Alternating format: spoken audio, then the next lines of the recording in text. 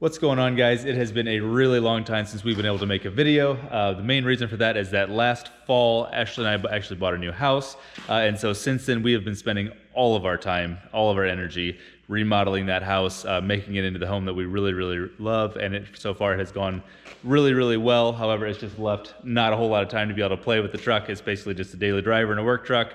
And I have not been able to spend almost any time doing things that I want to with it. However, we're starting to kind of come out of that phase of our life again, which is awesome, which leaves me some time to play with the truck again. However, I have not been completely idle with that. I do have a shelf full of parts ready to go on the truck, more around letting it breathe a little more easily, make some cool sounds, that kind of stuff, if you know what I mean. However, there are some other areas that need to be addressed. And so this truck has like 120,000, 118,000 miles on it. So front end parts are starting to get a little bit more worn, a little bit more sloppy, not terrible, but just starting to replace some of those.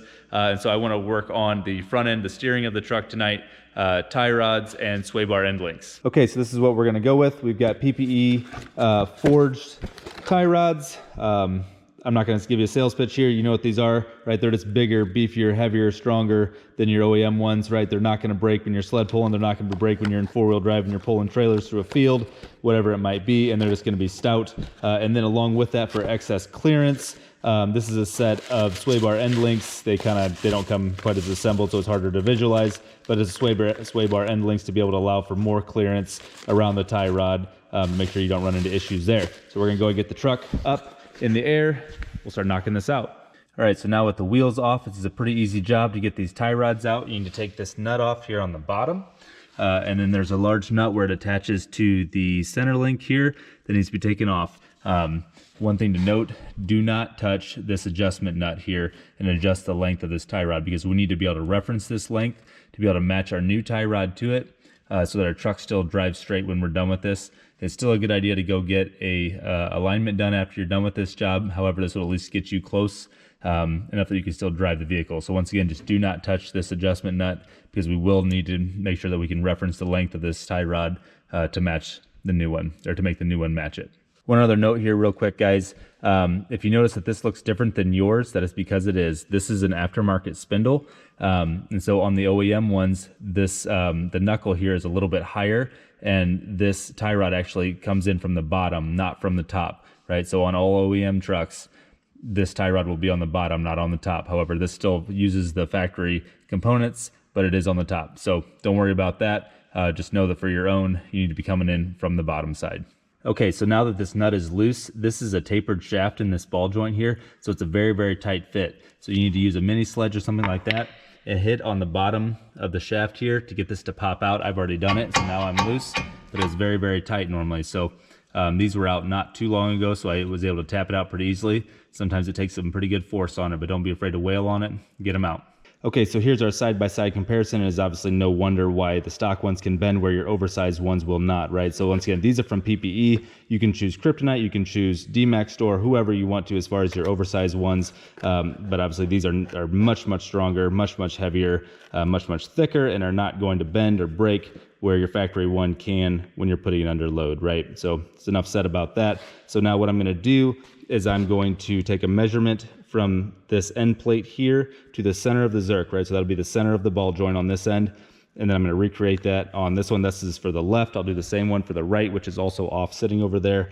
And that will get me as close to factory specs as I possibly can when I want to put these back on. Now, the only other thing to say about this is an 1.5-inch nut, I believe, to get this off, right? So make sure that you have access to an 1.5-inch wrench or more, or a large crescent wrench, which is actually what I used to be able to get this off, or else you'll be stuck up a creek and not be able to take it off. The new one is even larger. This is a 2-inch to be able to get this off. So my adjustable wrench is going to be able to do it. My crescent wrench will be able to do it, but just make sure you have either that or you have the actual correct size wrenches that you're going to need to get these on. So before I actually put these back on the truck, this is a lot more exposed now. So you can see this is where it used to go, right up in here, up into the center link there. So while this is exposed, I'm gonna go ahead and I'm gonna get these tie rod end links installed as well.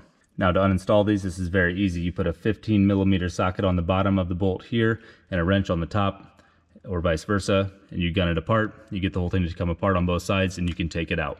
Okay, so here's your tie rod uninstalled from the truck. You've got your shackle with your bushing coming through it here with the actual link. And then you've got your 2 bushings here, top and bottom, that'll go on either side of your sway bar. It's got a washer on both sides, and that will all get pinched down together on both sides of that sway bar. Okay, so here's our sway bar end link completely installed. You've got your shackle on the bottom. It's a 15/16 socket to tighten it. There's a 1/2 inch bolt that goes through the bushing at the bottom here. So it's 3/4 inch socket and wrench to tighten it up, and then a 5/8 to tighten the bolt on the top there. And you just want to tighten those so that they start to bubble out a little bit, but you don't need to go crazy with it. In fact, they tell you not to. So pretty easy install on those, not too bad. Okay, so back on the tie rods, this is the right-hand OEM tie rod. So I went ahead and measured. I got 16 1/4 inches exactly from the end of this grease zerk to the inside face here. So I went ahead and matched that on this new tie rod, and just by loosening up this jam nut here and loosening it up to lengthen it, and then I tightened this back down so this is super tight. So we are ready to put this back in the truck. It is exactly the same as this original one.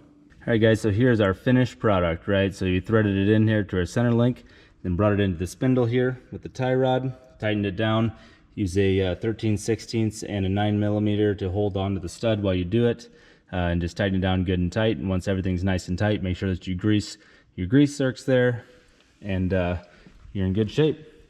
So that is about it, right? It's really not too bad of an install. Let's say if I wasn't filming and I had my ducks in a row, this is probably an 1.5 hour job total if everything comes apart the way it should and you don't forget any steps, right? So it's really not too bad of a job. And that's about it, right? So we are going to be in a lot better shape as far as the steering of this truck.